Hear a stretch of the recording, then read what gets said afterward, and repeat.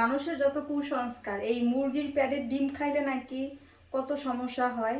আমি আমার জীবনে এই যে মুরগির পেটের মধ্যে যে ডিমগুলো থাকে এই ডিম প্রচুর খাইছি, কিন্তু এখন এই যে আব্বুর বাসায় আসছি, আব্বু বলতেছে এগুলো নাকি খাওয়া যাইব না।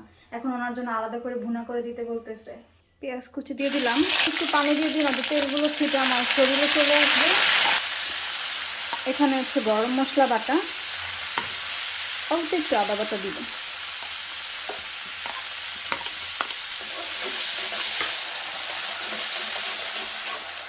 ঝাল বেশি দিব, আব্বু যেহেতু ঝাল বেশি খায়। এই যে আমি মুরগির ইয়াগুলো ধুয়ে রাখছিলাম, মুরগির পেটের যে ডিমের যে থলি থাকে এটা আমি ফেলে দিতে চাইছিলাম, বাট আব্বু বলতেছে যে এইগুলো নাকি খায়।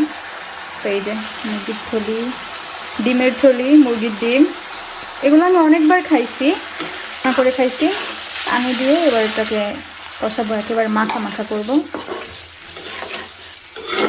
ইয়াং ছেলেমেয়েরা নাকি এগুলো খেতে পারে না, শুধু বুড়া বুড়িরা খেতে পারে। ইয়াং ছেলেমেয়েরা খেলে নাকি এগুলো সমস্যা হয়, এগুলা শুনি গুরুজনের কাছ থেকে।